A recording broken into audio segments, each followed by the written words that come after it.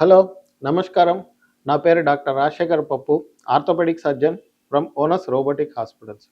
ఈరోజు మనం shoulder dislocation అంటే ఏంటో తెలుసుకుందాం. షోల్డర్ డిస్లొకేషన్ అనేది షోల్డర్ కుడి భుజము కీలు బయటికి వచ్చేస్తుందనమాట. లోపట ఉండకుండా, జాయింట్ లోపట ఉండకుండా. అలా వచ్చేసినప్పుడు మీ చెయ్యి స్టక్ అయిపోతుందనమాట. ఫ్లెక్షను, అబ్డక్షను, ఎక్స్టర్నల్ రొటేషన్ అంటారనమాట. మీ చెయ్యి ఇలా ముందుకు కానీ, ఇలా వెనక్కి కానీ, ఇలా దగ్గరికి కానీ, ఇలా పక్కకు కానీ లేపాలంటే చాలా నొప్పిగా ఉంటుంది. మీరు కదపలేరు అనమాట. దాన్నే షోల్డర్ డిస్లొకేషన్ అంటారు. ఇది చాలా టిపికల్ పొజిషన్ అనమాట. డిస్లొకేషన్ అయినప్పుడు మీ షోల్డర్ ఇలా ఉండిపోవటం, స్టక్ అయిపోయి ఉండటం, మూమెంట్స్ రాకుండా ఉండటం.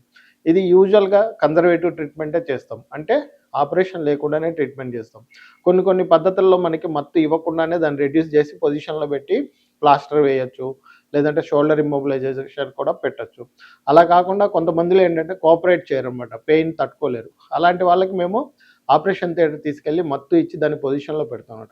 పొజిషన్లో పెట్టిన తర్వాత సేమ్ అలాగే మళ్ళీ దాన్ని ప్లాస్టర్ కానీ షోల్డర్ ఇమ్మొబిలైజర్ కానీ వేస్తాం. కొన్ని పద్ధతుల్లో అది ఏమవుతుందంటే మనకి స్టక్ అయిపోతుంది అనమాట. అంటే బైసిపిటల్ టెండాన్ కనుక అది ఇంటర్పోజిషన్ అయినప్పుడు రెడ్యూస్ కాదనమాట. అలాంటి పరిస్థితుల్లోనే దాన్ని మనం సర్జరీ చేసి పొజిషన్లో పెట్టాల్సి వస్తుంది.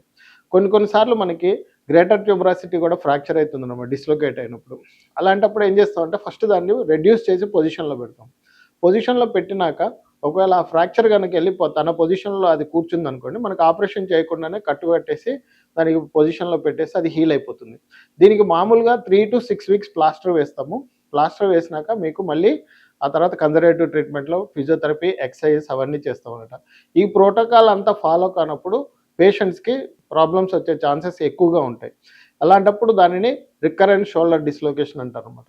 రికరెంట్ షోల్డర్ డిస్లొకేషన్లోకి వెళ్లకుండా ఉండాలి అంటే దాన్ని కంపల్సరీగా డాక్టర్ చెప్పినట్టు మీరు 3 వారాలు లేదంటే 6 వారాలు దాన్ని కన్జర్వేటివ్ ట్రీట్మెంట్లో పెట్టుకొని ఫిజియోథెరపీ చేసుకొని మజిల్ స్ట్రెంథనింగ్ చేసుకుంటే ఎటువంటి ప్రాబ్లం లేకుండా మీరు బయటపడిపోతారు. Thank you.